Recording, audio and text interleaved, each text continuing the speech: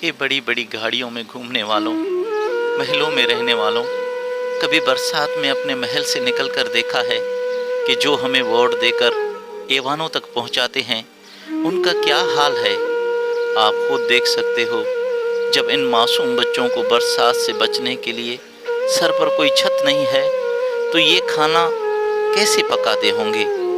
یہ عید کے دن بڑے بڑے جانور لوگوں کو دکھانے کی خاطر مہنگے مہنگے جانور ذبح کرنے والوں، ذرا ان کے بارے میں سوچو، کیا ان کی مدد کرنے سے خدا راضی نہیں ہوگا؟ حضرت ابراہیم علیہ السلام تو اپنا بیٹا قربان کرنے کے لیے اس لیے تیار ہو گئے تھے کہ میرا خدا مجھ سے راضی ہو جائے۔